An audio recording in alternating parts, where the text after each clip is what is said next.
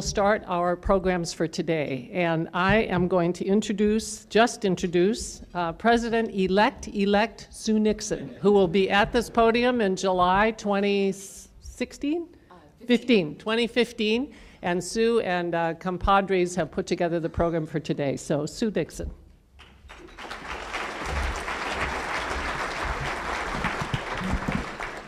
It absolutely delights me to get to be with you all each week.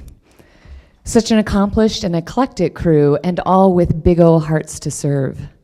My favorite thing is when I sit next to somebody and discover something unexpected about them. Most often this happens when I remember to be curious. As diverse as we are, we share one fundamental thing in common. Each one of us has been young. And we hope we are lucky enough to grow old. This makes having a conversation about aging exceedingly relevant.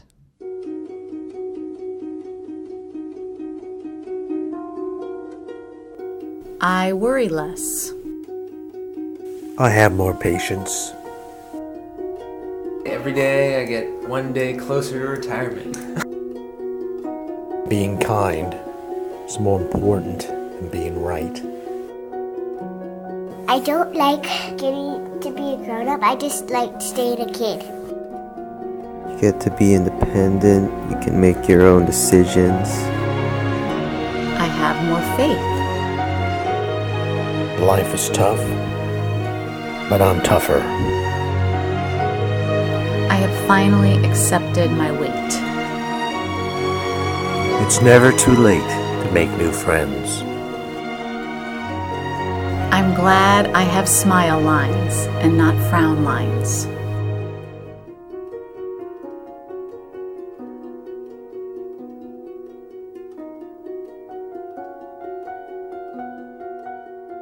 And what better way for us to enter into that conversation than by discovering the unexpected perspectives of a few of our own, each in their own stage of that getting older process. Welcome to your next 12 minutes. First, I'm delighted to introduce Lauren Domino. Born in Houston, Texas, Lauren grew up in Denver, Colorado, and came to Seattle 14 years ago to attend University of Washington. Her first job, with her handmade business cards, was a Red Cross certified babysitter. She is now the development director for Seattle Shakespeare Company. Lauren has been in Rotary for just under a year, and we have Grace Chen and Dorothy Bullitt to thank for encouraging her to take part in the Young Rotary Leaders. She did, and was inspired by the content of the programs. And now, we get to be inspired by her. Please welcome our very own Jet City Improv master, Lauren Domino.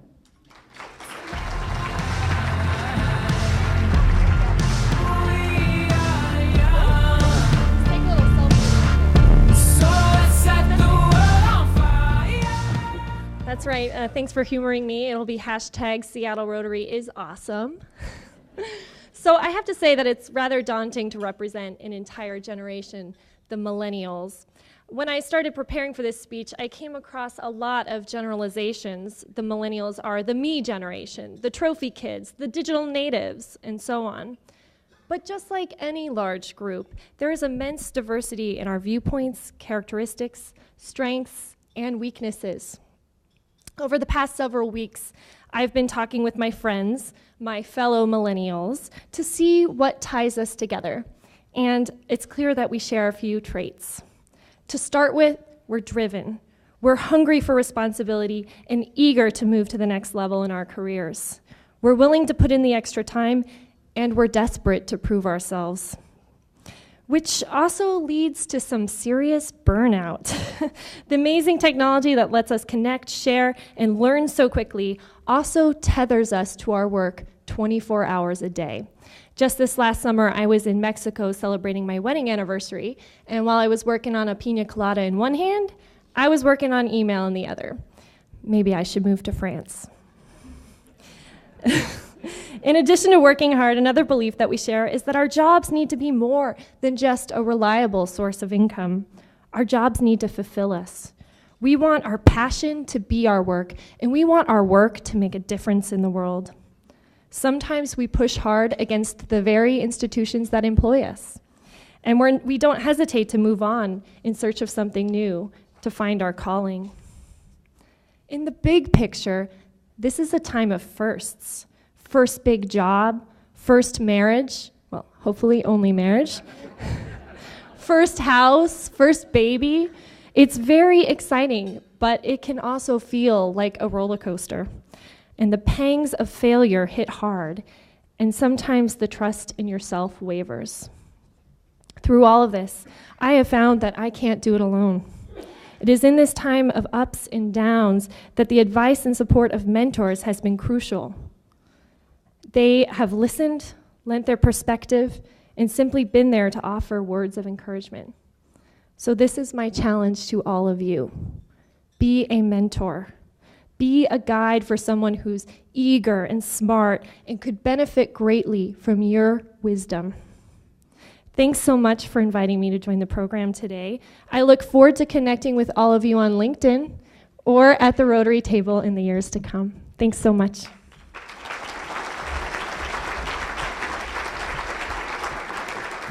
Thank you, Lauren. Colin Tong was born and raised in San Francisco, California. His first job was delivering the San Francisco News Call Bulletin as a fourth grader. He is now a health reporter for Crosscut News. Colin joined Seattle Rotary August of 2013. He was inspired to join by former Alliance for Education and Seattle Chamber colleagues, John Warner, John Bridge, Bob Wapp, and Robin Pasquarella, who also was his former CEO. Colin always admired their commitment to public service, so alongside his other nonprofit boards, which are many, he joined Rotary to remain engaged in service to our community. Colin, we are fortunate to have you.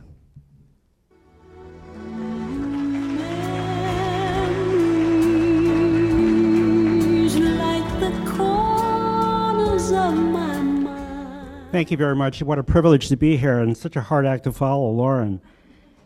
Last fall was quite a watershed moment in my life. I attended my 50th high school reunion, and in 3 years I'll be attending my 50th college reunion, so I guess I'm one of the aging baby boomers. I'd like to share just a few personal reflections today about aging, my own experience. None of us knows for certain what our lives will bring, but one thing seems certain. At some point in our life journey, all of us will weather some storms. My own perspective on aging was shaped by a pivotal event. 15 years ago, my late wife, Linda, was diagnosed with early onset Alzheimer's disease. She was only 51. Linda and I were married for 40 years. I proposed to Linda after our third date. We were young, in our early 20s, and the future seemed bright. We traveled, we saw the world, we enjoyed a full and rich life together. But then one day, without very little warning, that future began to unravel. In 1999, Linda began to experience short-term memory loss, and our lives changed profoundly. Fortunately, I joined an Alzheimer's caregiver support group. The leader of that group was my dear friend, Lisa Mayfield. It was a life-giving and life-changing experience. Over 5 million Americans now have Alzheimer's, about 200,000 of them under the age of 65. There are more than 150,000 here in our own state of Washington, and the numbers are growing. Thanks to Lisa and the Alzheimer's Association, I met other caregivers like myself. I heard their stories, and that inspired me to act. About 4 years ago, I decided to write a book about my own journey and the stories of other caregivers throughout the country. It is my hope that this book will provide a roadmap for the journey for many families whose lives have been touched by this tragedy. In our aging society, all of us will face the challenge of caring for loved ones, whether it's an ailing parent, spouse, sibling, or life partner. The journey of caregiving is a difficult one. But I've learned some very important lessons. It takes a village to raise a child, and it takes a community to be an effective caregiver. We need our families, our friends, and one another. We can't do it alone. Sharing our stories is equally empowering, for as one writer has said, it is through our stories that we can see more clearly in the dark. Stories help us to navigate some of life's most difficult challenges, and I believe that it's through stories that we are healed. So finally, the most important lesson of all, to be grateful for every moment in this life and for the miracle of each day. Thank you very much.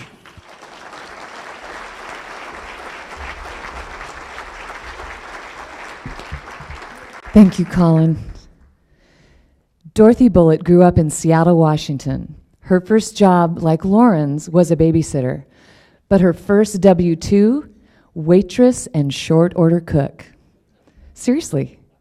She now is senior lecturer and distinguished practitioner at the University of Washington. She joined Rotary in 1991, 23 years ago.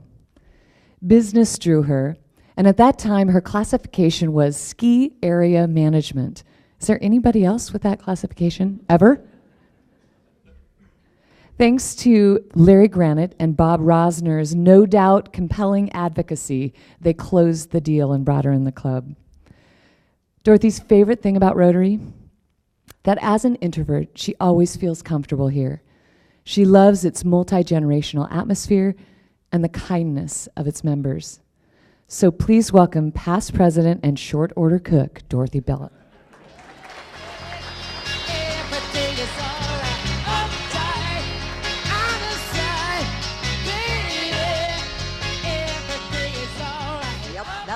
That's the song for middle age.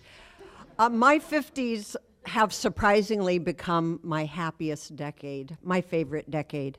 This is surprising because midlife arrived like a storm barreling through town, ripping away what once seemed secure. In the last 15 years, people I loved died. Some dwindled, some suffered. My long, seemingly happy marriage ended suddenly without apparent warning. My body shattered in an accident, and I spent months confined to a wheelchair and a walker. My home imploded from insidious water damage and had to be entirely rebuilt, and my youth departed. Yet here I am, happy, healthy,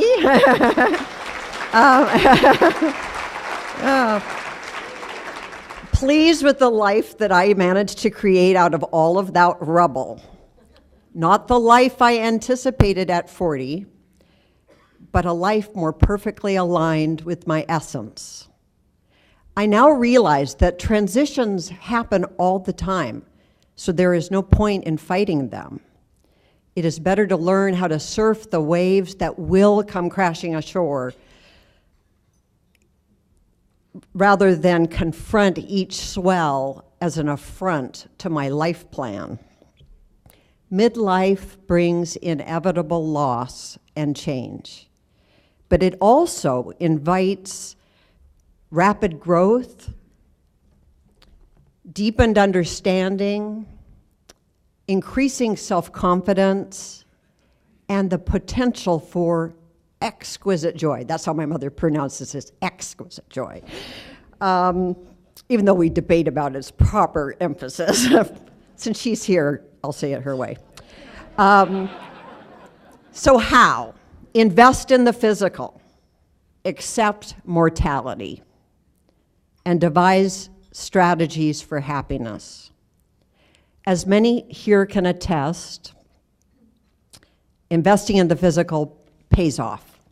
For me, that means daily exercise and stretching, thrice weekly weights, a moderate diet and lots of water, care for skin, hair, and teeth, sufficient sleep, and middle-aged men in the room, please note, annual doctor visits.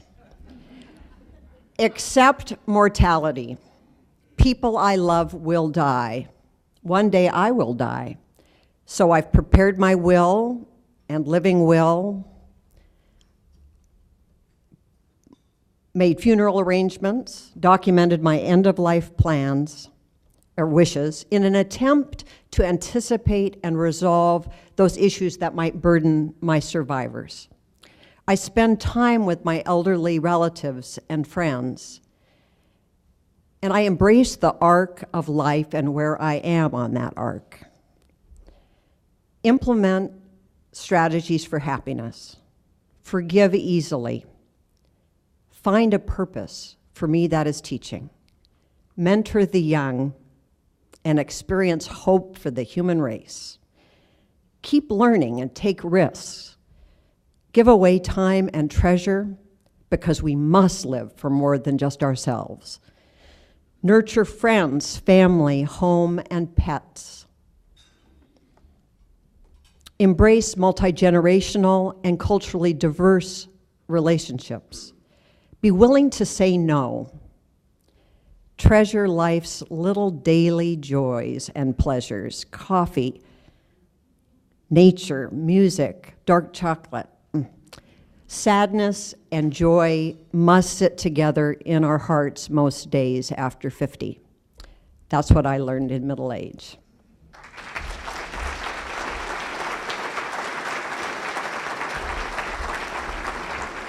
Thank you, Dorothy.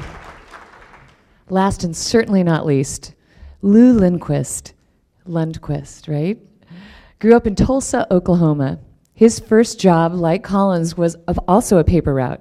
And then he became a wealth management and financial planning specialist and did that as his last job. Lou joined Rotary on his 60th birthday 25 years ago. He joined because he was so busy in his professional life that he felt it was overdue for him to give back, period. And Lou has done and continues to do just that. Please welcome our current and incoming treasurer, Lou Lundquist.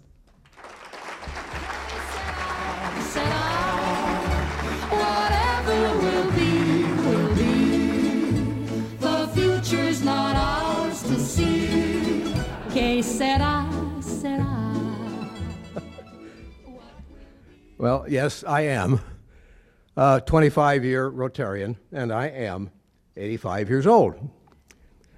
So I guess it's appropriate to be part of this program on aging. I think I bring a little different perspective that may not be shared by those of you who are younger. I graduated from high school in 1946, right after the end of World War II. From then on, it was as if I was following Yogi Berra, who said, "When you come to a fork in the road, take it." During all the transitions in my life that brought me to Seattle and my professional career, our country's culture has gone through profound change. One of the hard things about growing older is that I'm troubled by some of that change. Part of the change had its roots in the divisions that grew out of the Vietnam War. Part has come from the growing entitlement culture that followed Lyndon Johnson's Great Society. Overall, it seems that government is becoming a larger and larger factor in our lives. We no longer have objective news media. In its place, we have advocacy journalism and unedited blogging. I've been appalled at how little American history and government is taught. And when it is taught in some cases from texts that you and I would not recognize as consistent with our heritage. How are we to maintain our freedom and our free market economy if our children and grandchildren don't know much about the principles on which our country was founded?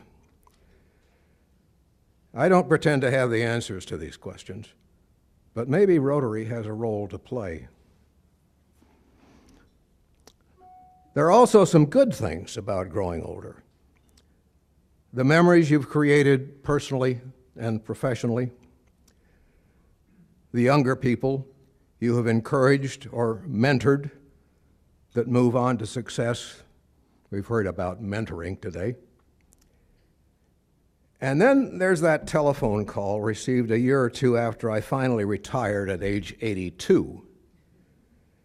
Jim McCurdy said, "We would like to have you stand for election as treasurer of Seattle 4. My first thought was, what is it about senior active excused that you don't understand?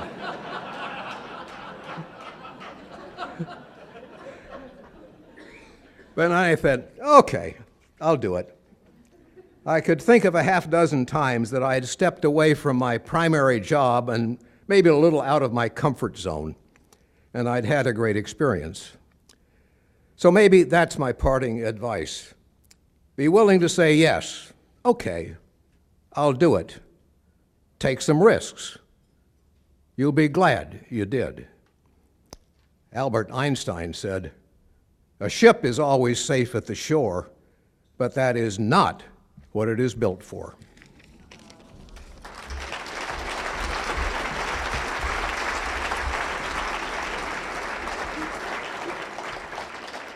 I'm Lisa Mayfield, and I'm here to introduce our next speaker, and you're in for a real treat with Wendy Lustbader. Wendy is a medical social worker and has spent most of her career working with older adults and their families. She worked for almost 20 years in an outpatient program at the Pike Market Medical Clinic. Wendy has a gift of making us laugh while talking about difficult subjects. Besides humor, she has a way about her that provides hope during times that can feel less than hopeful. Wendy is an affiliate associate professor at the University of Washington and spends much of her time speaking around the country and writing. Her books include Taking Care of Aging Family Members, Counting on Kindness, What's Worth Knowing, and her most recent titled Life Gets Better, The Unexpected Pleasures of Growing Older, which is the theme of our lunch program today. You will quickly see Wendy's enthusiasm for this topic. Wendy, I'm so grateful that you were able to join us today, and she will have her books on sale outside our door after lunch, and she did reveal to me that she has a big birthday on Monday. We might have to sing happy birthday later. Please give a big Seattle 4 welcome to Wendy Lustbader. Thank you so much. This is truly an honor. I love that this group is so intergenerational. This is marvelous. And what an honor to speak before you. So how did I get to this subject? Life gets better on every level as we get older, except the physical. I was in New Zealand with my husband, and we couldn't drive on the other side of the road. It would be instant death. So we got on the Kiwi Experience bus tour, which was all kids from all over the world traveling on peanuts, no money at all. And we're on this bus, and because there were lots of sheep and it was boring, the driver said, "Come up and introduce yourself and say something to the whole bus." But I get car sick. And when my turn came, I ran up to the front. I only had about 10 seconds before, well, anyway, and I looked at the sea of young people on the bus, and all I could get out was, I said, "Don't worry, these are the worst years of your life." That's all I was able to say before I sat down, and this hush came over the bus. But at the next rest stop, you see, at the rest stops, my husband and I had to feed the whole bus, right? How could you buy yourself a sandwich when they were all broke? Yeah, it was a very expensive tour. But there was a line of young people waiting to talk to me. And the first one said, tall, skinny young man, 19, he said, "Oh, God bless you." He said, "No one ever told me that before, that everyone said youth is the best part. And I've been thinking, if this is the best part, I don't want to be alive." He said, "I've been thinking of killing myself. I don't know if I'm gay or straight. I don't know who to love. I don't know how to love. I feel lost." "Lady, you gave me hope." "God bless you," he said. And then the young woman online before, she said, "I've been so depressed. I've been like just dragging myself around. I thought I was supposed to be having the time of my life." She said, "You just made me realize that I'm okay. God bless you." I was like so blessed. But I realized something, that youth is given the wrong message, and we're all given the wrong message, because life gets better as you get older, because you know who you are, because you stop worrying about what everybody else thinks and does. See, I went to a yoga class in my early 50s. I'll be 60 on Monday. And I go to yoga and I sit down. I've always been kind of awkward in the body, but I wanted a stretch. And I sit down on the cushion like the instructor said, and my feet were killing me. I just couldn't even sit there, much less do the poses. And I was really suffering. Everybody else looked so good. And then I gazed at all the pillows on the side. The instructor had said, if anything hurts, get a pillow. And I just thought, darn it. And I stood up, marched over. I got about 5 pillows. I propped up every part of my body, and then I felt good, and then about 8 people got up to do the same. You see, life gets better because when you stop being so self-focused and so insecure and so worried, you can finally dare to do what you need to do. So, I'm going to tell a couple stories, and then I'm going to turn the conversation over to you. I am going to hop down in just a minute to ground level so I can run around. But first, I want to tell you a story, and this is about a crossing guard.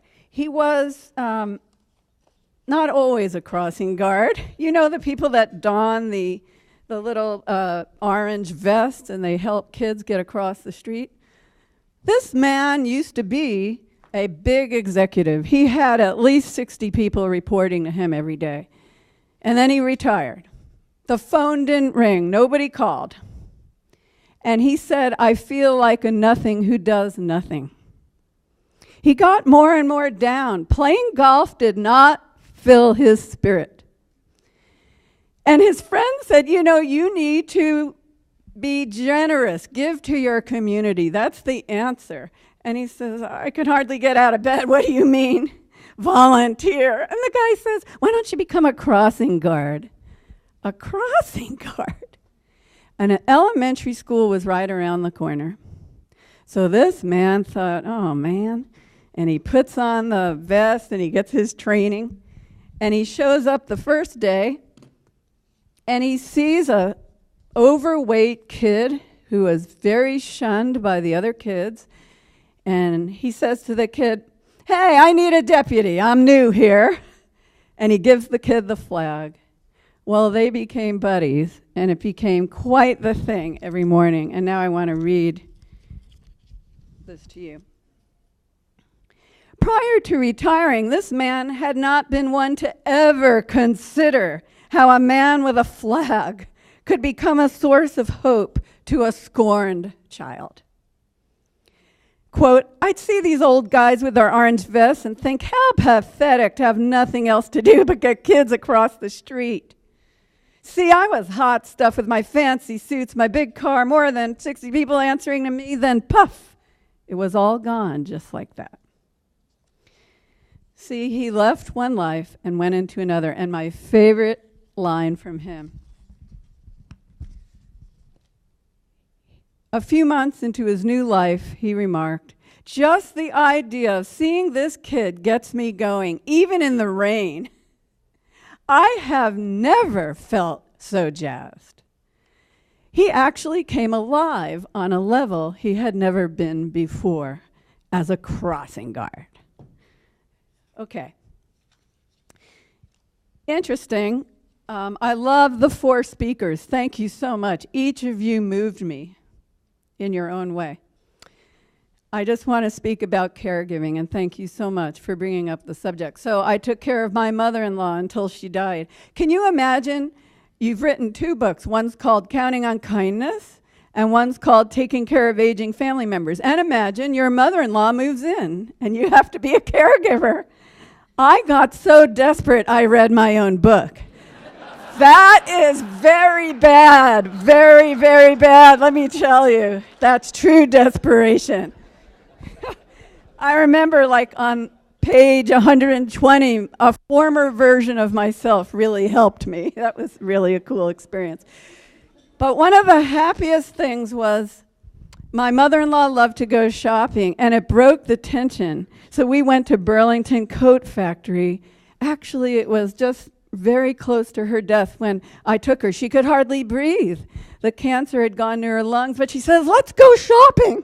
So we did. And those men in the room, you may not know, it's the size of a football field, the store. We get into the try-on room, and all the men, you don't know what goes on in those rooms. Well, it's very noisy, and there's lots of talking. Anyway, we're in the stalls. She's in the stall next to me. I want to read it to you exactly right. And she's piled up tons of clothes. And she yells over the stall, you know, Wendy, since I'm dying, I might as well spend. And this hush falls over the room. And then she goes, well, it's great to spend when you're dying. You don't get the bill. And do you know that she died before the bill came? And as I paid that bill, I wept over that bill because it was such an amazing experience. I'm going to let you guys jump in after this next story. So this young woman, she's only in her early 50s. You have to be over 80, okay? Or I call you young, so everybody be happy. She wanted to take care of her mother. Her mother was having to go to chemo every week. She lost her appetite. But her dad was the most aloof man. And she was so uncomfortable.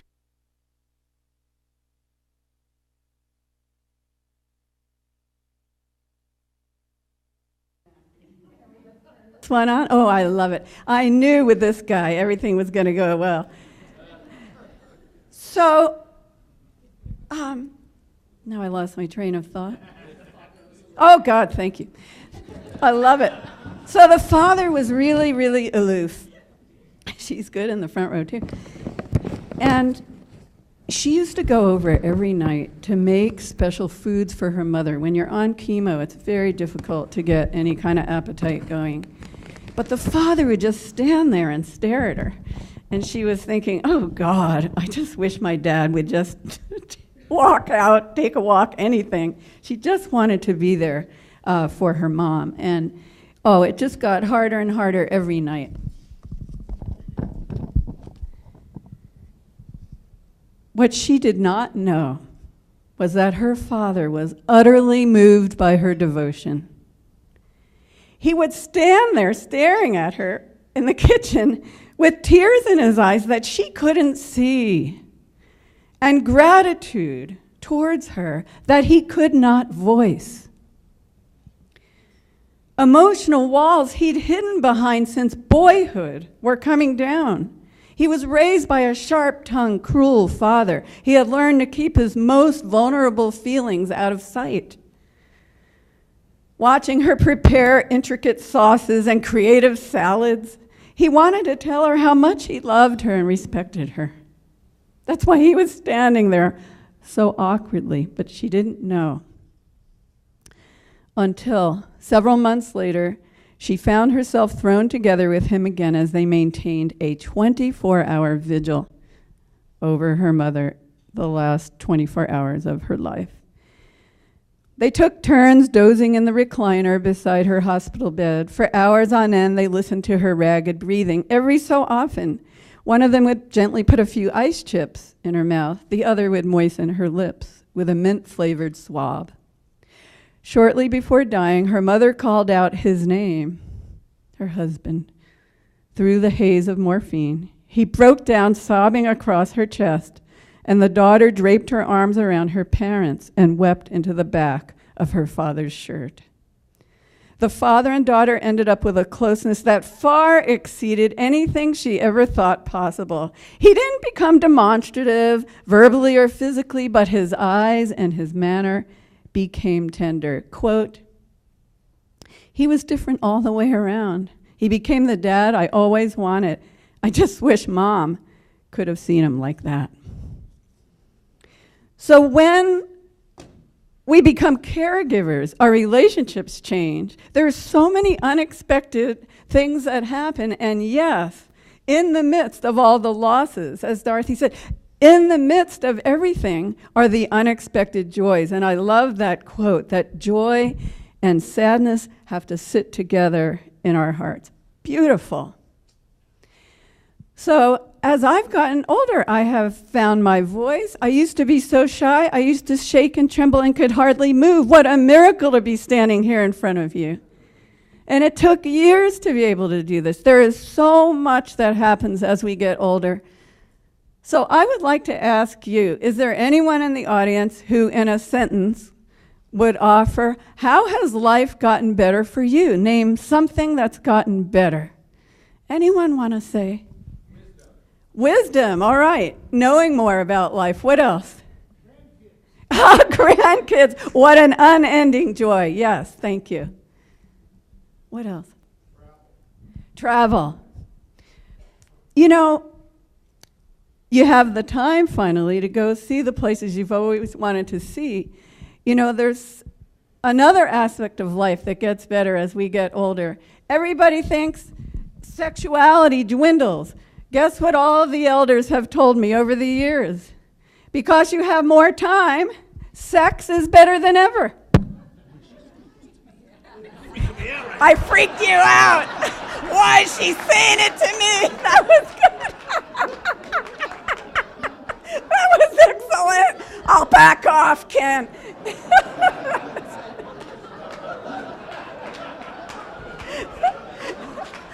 I think I'll get back on the stage. It's safer up here. You know, we become more and more ourselves. We become able to make jokes like that. You know, younger people think all elders are, well, alike. But we become more different from each other as we get older, as we find that voice. Anybody else have one? Yes. Acceptance of so many aspects of life. Thank you. And you had one. Yes. Appreciation. Getting mellower, yes. People with hot tempers cool down.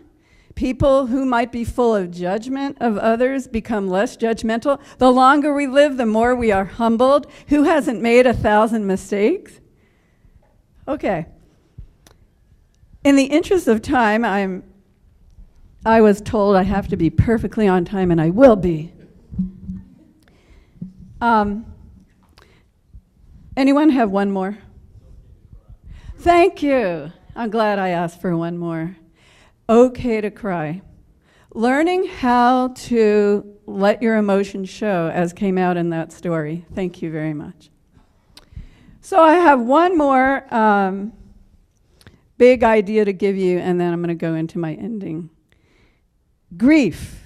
Everybody's so afraid of all the losses that happen as we get older, but actually we learn how to grieve as we get older. And it has everything to do with what Dorothy said, that in the process of grieving, there is this wonderful embracing of life. The Jewish memorial prayer, which I heard as a child, I only heard it in Hebrew and I didn't know what it meant. And it's a beautiful chant. Only as an adult did I read the translation. I thought the memorial prayer said something like, oh, don't worry, everything will be okay. You know, this is very sad that you've had this loss. But you know what it says? The Jewish memorial prayer says, look at the beauty of the earth.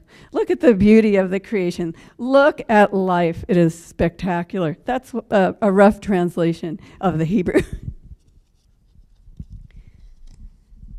So I wanted to offer you what elders have taught me. And by the way, we say elders and not elderly. Is there anyone in the room who's one of the elderly? No, nobody's in that group. Nobody's in the elderly, but it is a wonderful thing to become an elder. And on Monday, I'm going to call myself an elder. Yeah, 60 qualifies. So this is my favorite paragraph. And this is from all the elders that I have served as a social worker who taught me how to live. Inside all of us is a great pool of grief that keeps enlarging as each fresh loss is added to the others. Yes, I didn't say this to the kids on the bus, but it's true. There is a great pool of grief inside of us. We often find ourselves weeping for old sorrows along with the new. Over the years, we learn how to dip into grief for a while, and then we step back out into the oxygen of love and life. It's not that we get good at it, but we know what we must do, and we do it. Grieving doesn't get easier, but we acquire the skills to bear it and the wisdom to accede to its rhythms. And finally, I want to tell you, I got to collect not just the wisdom, but instructions for living from elders. And a young editor in New York City actually wanted to print what elders had taught me. So I wanted to end with the elder who most gave me the gift of realizing that as life got better, I would treasure life more, I would become more vibrant, I would be grateful for every happiness, and I wouldn't forget to be completely attentive when there were moments that would never come again and it was time to grab them. And here's what she said. And this really is the end. Ken, you're okay here. No, I love his timekeeping. Martha said at age 86, and thank you, Lou, we had a real elder on the stage. All the beauty in life is right in front of you, Martha McCallum. One morning, I was sitting at my kitchen table staring into space. It was one of those windy days when the sun keeps coming out and going in. All of a sudden, a sunbeam crossed my kitchen table and lit up my crystal salt shaker. There were all kinds of colors and sparkles. It was one of the most beautiful sights I'd ever seen. But you know, that very same salt shaker had been on that kitchen table for over 50 years. Surely there must have been other mornings when the sun crossed the table like that, but I was just too busy getting things done. I wondered what else I'd missed. I realized this was it. This was grace. Thank you very much. Thank you for engaging in this subject. Thank you very much. Thank you.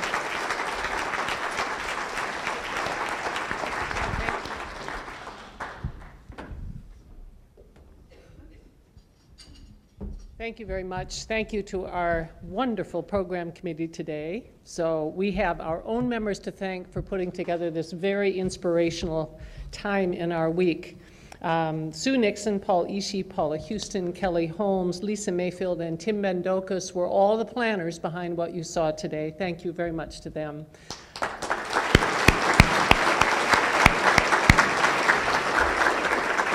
A very, very special thanks to our own members, to Lauren, to Lou, to Dorothy, and to Colin, who stood up and told us in an authentic way what it's like to be in their skin and in their time. And each one of them gave us quotes to remember. Thank you very, very much to each one of you. Seattle Rotary Online is made possible in part by a grant from First Choice Health, working with the Washington Health Information Collaborative to use technology to bring better health care to patients throughout the Pacific Northwest. First Choice Health.